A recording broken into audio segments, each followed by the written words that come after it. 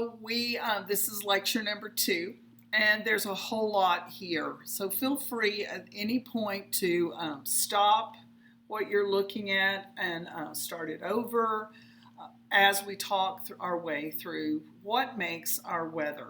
So we've looked at the relationship of the Earth to the sun.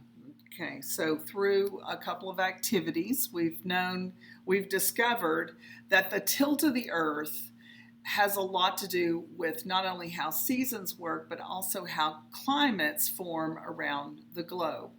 Our relationship with the sun is extremely important in how that works. So it's not just the tilt, it's also the way we go around the sun, and it also is the way in which we rotate on our axis. There's many times a common misunderstanding, and this goes back to what we talked about, the Earth-Sun relationship. There's a common misunderstanding about our distance from the sun. So we sit on an ellipse, right? So the sun is in the center, if we look here, and then we're going around it this way. All right. Now, it's not a complete circle or a perfect circle. It's actually a slight ellipse. So a lot of people think that what this means is that as we are going along, as we get a little bit closer to the sun, that must be summertime. In actuality, that's not true. Because if you think about it, because in the southern hemisphere, we're going to have winter occurring when summer occurs, for them, they would be, well, that's obvious that when you're further away, in January, by the way, then that would mean that you're having winter. It has nothing to do with it.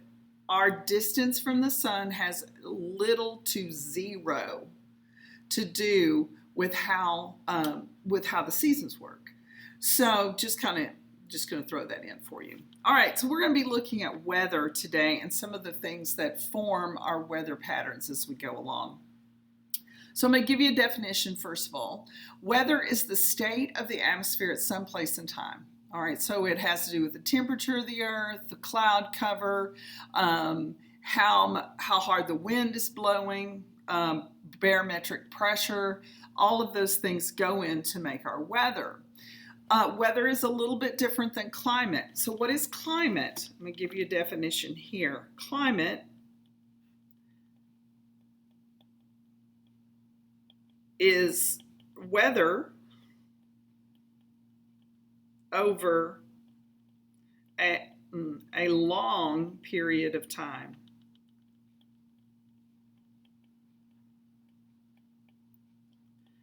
So we're talking about decades. All right.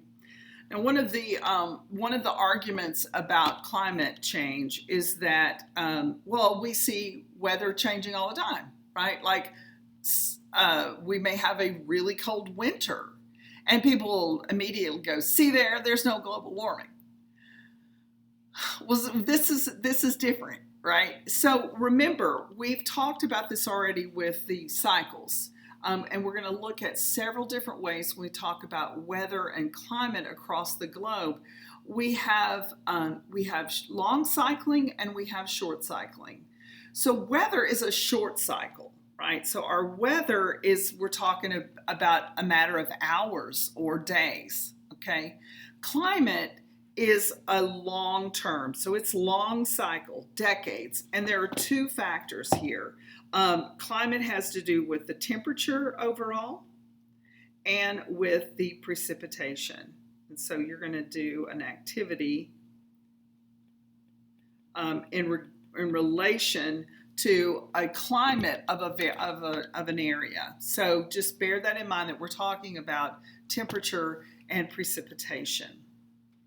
All right, so there's a lot of definitions about weather that we're going to be exploring here, and things that you have to understand as we go through looking at the different factors that create weather and climate. All right, first of all is density. So one of the things we know about fluids, and air is considered to be a fluid, is that less dense air is going to rise and more dense air is going to sink. The cooler the air is, the less dense, the more dense it is, and it's going to sink. The warm air is less dense and it's going to rise. And this happens all over the place. So the other night we went swimming at some friends and he took some ice and dumped it into the pool. Now ice as a solid form is going to float because it actually is denser. However, it's going to sink once it starts to melt. And how did I know this? Well, as I moved around in the pool, where I got to the place where the cold water was, it was colder on the bottom, not on the surface, but on the bottom. So that water fell very quickly. It sunk very quickly down to the bottom of the pool. So that gives you a little clue about how density works when it comes to air. It works the same way. All right, the next one is water vapor capacity. So what we know is that warm air has a higher capacity for water vapor. So when you think about the latitudes around the tropics, those are very warm. They're heated directly with the sun. And as they're heated directly with the sun, that air is getting warmer and warmer, which means it's going to hold a lot more water vapor. This explains why the tropics are going to see things like rainforests around them, because they're going to hold in that air. At a certain point, each temperature has a maximum value for what amount of water vapor it can hold, and this is known as the saturation point. Two really confusing terms. The first one is called adiabatic cooling and heating. So what this means is that when pressure gets lower, it's going to expand in volume and it's going to lower the temperature. So I want you to think about the earth here for just a second. So we've got our little earth right here. When you're close to the surface, the air that's hugging the surface of the earth, there's more pressure on it, right? The surface volume is lower, therefore the temperature is going to decrease. But as we move outward, if you move your hands outward, the volume has now increased, which means that the temperature is going to decrease. So if you think about when you go into the mountains, you're going up, right? You're going up, and what you're seeing is that the air is getting cooler. It's stripping out the water vapor for one thing, and that's going to change. The cooling, the amount of water vapor that it can hold. But also, as it expands, that air is going to get cooler. The opposite is also true. So when you increase pressure, you're going to have a decrease in volume, which is going to increase your temperature.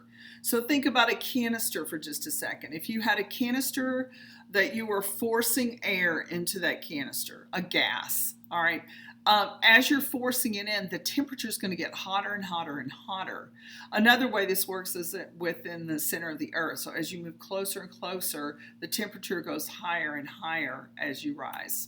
All right, latent heat release. So when water vapor goes from a gas to a liquid, it actually releases heat. Okay, so a gas to a liquid, it's going to release heat. Now, when it goes from a water vapor into a gas, it's going to capture heat. All right, so let's read through this real quick, just so I make sure I'm saying it right. Heat is produced when water vapor condenses from a gas to a liquid. And then when it goes from a liquid into a gas, it's going to release that heat. All right. As water vapor condenses, it becomes warmer and the warm air rises. So in the little video I'm going to show you, or that's a part of this with the Edpuzzle, it shows very clearly how latent heat release plays a role in things like hurricanes and how they start to increase. All right, so just bear that in mind when you watch the video. Okay, so what influences our climate? there's 5 processes. The first one is the uneven heating of the earth, which we talked about in regards to how it's tilted. So tilted away from the sun, tilted toward the sun. And as you're tilted toward, so if we look at the earth, the tilting is this way. As you're coming in more directly, those direct rays of the sun means that it's going to heat up more. Whereas if you're tilted away, you're going to have a more oblique angle coming in. You should have done those in your exercises that I gave you. It means that you're going to have less heating that's going to happen. So it's uneven across the whole surface of the earth. So also day and night plays a role in it as well. The other thing is the convection current. So we're going to look at that, and we talked about this before with the troposphere. As warm air is going to rise, cool air is going to sink, and this sets up a convection current, an up and a down, a vertical mixing of gases. The rotation of the earth and Coriolis effect, and I've got a couple things for you to look at in regards to that. And of course, the tilt of the earth on its axis at about 23.5 degrees. And then the circulation of ocean currents also comes into play. And we'll talk about the difference between surface circulation and deep water circulation. All right. Very important 2 terms here. The first one is insolation. Now, a lot of people get confused when they hear that word because they think of insulation. Like up in your attic, you have some stuff in there called insulation. It's keeping the heat in or the air in, right? So it keeps it from escaping outside of your house. This is not what that is. So I'm just going to erase that word for you so you won't get confused. Insolation, insole, and anytime you see the word, the little word sol in there, you know it has to do with the sun. So insolation has to do with the angle at which the sun strikes the planet. So in this particular case, you'll notice that along the lines here, right, you're going to get a more direct hitting of the sun's rays. And when you do, it's going to increase that angle of insolation is almost a direct hit, a dead-on hit. But as you move toward the poles, that comes in at a more oblique angle. And that's because we're a ball out here, right? So as the surface, it's not because it's closer, it's because those rays are more direct. That angle of insolation is more direct. But as you move down here toward the poles, you're going to get less and less of a direct rays. And that's your angle of insolation. All right, the next term is albedo. And this has to do with the way sunlight is reflected off of a surface. So it's a reflection of light off of a surface. So in this little picture, now usually we show heat being shown in red, but in this particular case, we're not talking about that. We're talking about those how sunlight is reflected. And there's a couple things that reflect light very well. So you're going to have a high albedo on surfaces like snow. Oh, hey, let me move this down. Snow, right? It's white. So think about when you wear white clothes on a hot day. It's going to reflect that light off, right? So snow is going to have a high albedo. It's going to do a lot of reflecting. Clouds also do a lot of reflecting of sun's radiation back into space. There are some other things that are pretty good. Water is not bad, all right? But then there are some things that have low albedo. All right, so think about some things that you might say have low albedo. And there's a chart, by the way, in your textbook that goes over this. Probably the lowest is anything with a black surface, right? So black surface. And that's things like asphalt. So the more concrete or asphalt you have on a surface, the more light is, or the more energy from the sun is going to be absorbed and not reflected. So asphalt has a very low albedo. All right. Anything else that's like black sand? So if you've now that's moderated because of the water content, right? So water acts as a moderator in this, but the surface itself is going to be much hotter. Okay. Now there's some things that are in the middle, things like vegetation. So anything that's green is going to sort of have a moderate effect. So in our cities, for example, when we have surfaces that have a lot of asphalt, our temperature is going to increase, and this creates things called heat islands. But if we plant vegetation, we actually increase the albedo, which means that we're going to have more reflection of light and not the absorption of it. All right, so insolation, albedo, very, very important terms and probably stuff you've never seen before. So when we look at how the Earth rotates, it rotates slower at the poles and faster at the equator. Now, this is kind of intuitive if you think about it for just a second. So we have a round surface, right? Our round surface there. The area that it takes to cover, right, up here, not so much. But when you get down here, it actually means that it's going to go faster to get all the way around. And you're like, hey, we're all one thing. How is it that we're traveling, at different speeds? Well, what I have here is the game Crack the Whip. So if you were standing toward the interior of a revolving thing, your steps would be slower as you go around. Whereas if you were on the outside of that line trying to get around, you would have to be running to get all the way around. Now you're still in one line, but you're traveling at different speeds as you go around that one center point. So the one center point is this line that runs through, right? And as you're going through it, the one on the equator is going faster. Now, why does this make a difference? It doesn't necessarily make a difference on what's ever on the surface, right? The rock itself is traveling and it doesn't matter. But when you look at what's coming above it, right? So all of the atmosphere above it, this is where it's going to make a big difference. And we're going to see that as we go around.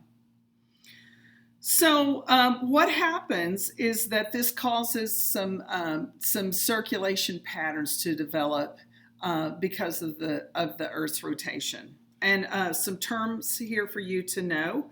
The first one is the Hadley cells, and then the other one are the polar cells. And there's a couple more here.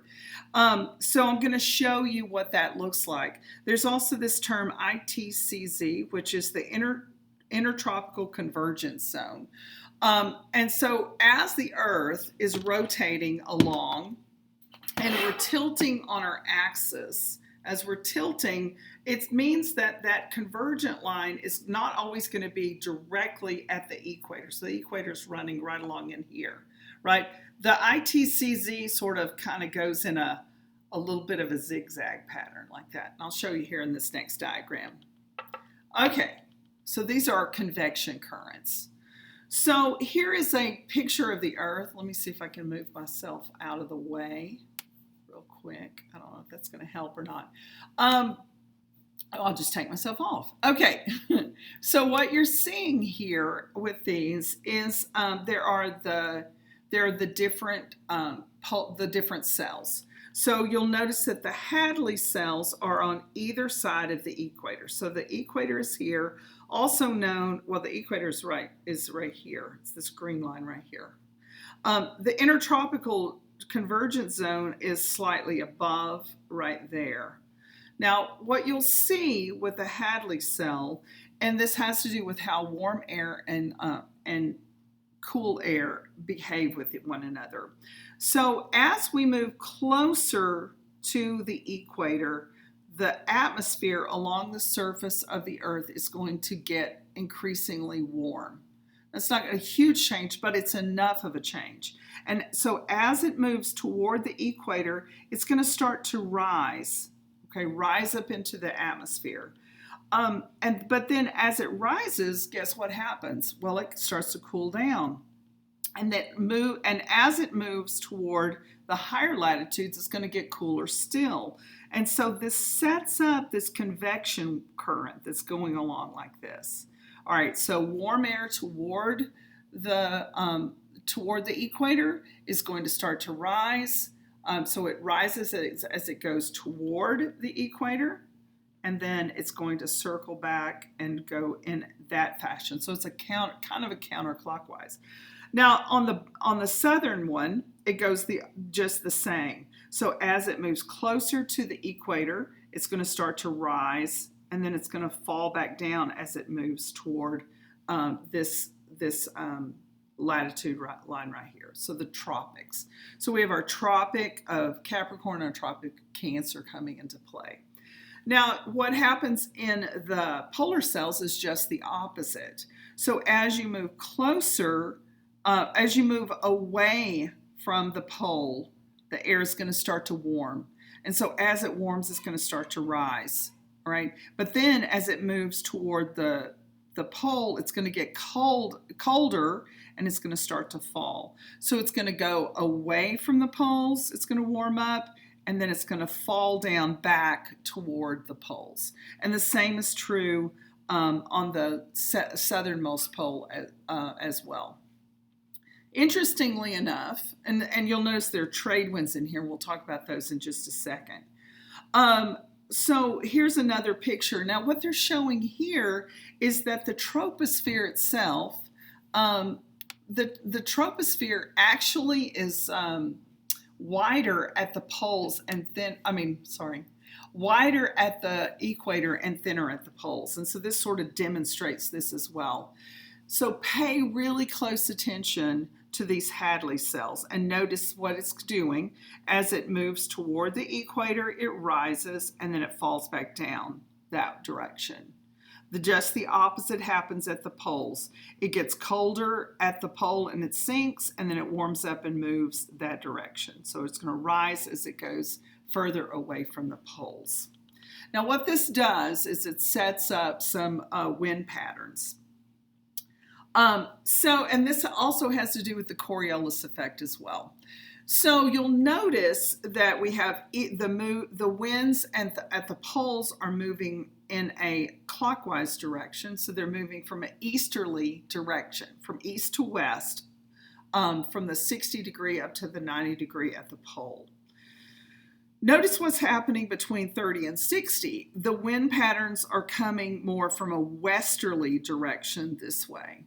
All right, and then you'll notice that that turns around between 30 and 0, and it's going the opposite direction. So those trade winds are moving from that easterly direction. Now this is happening in the northern hemisphere.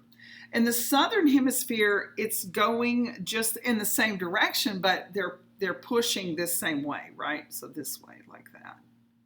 All right, and then the westerlies come down here. So what I want you to think about is where we sit in relationship to these wind patterns. So Texas is somewhere like right here. We're right above the tropical line, okay?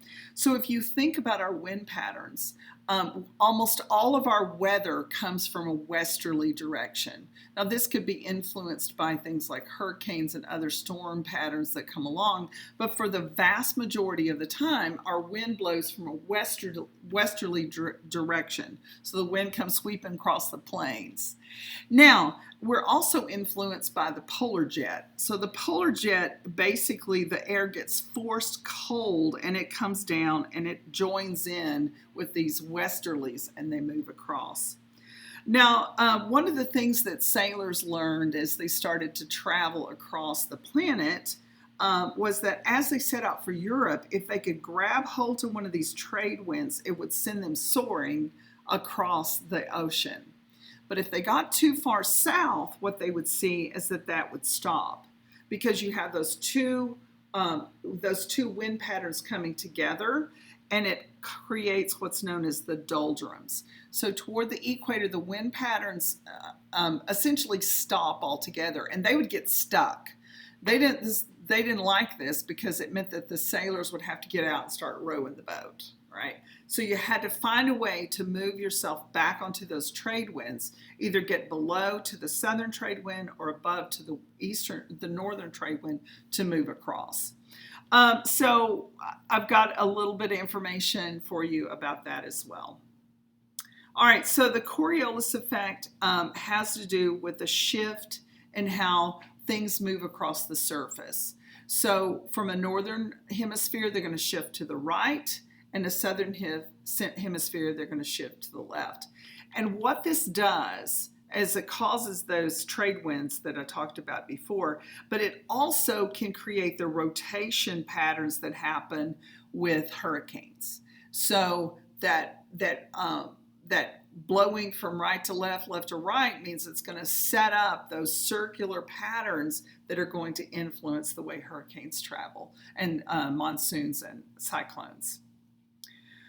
Okay, so that's it for our weather. And like I said, most of this is terminology, and we're going to kind of grab it all together. Make sure you're watching those videos that I'm sharing with you. Okay, thank you.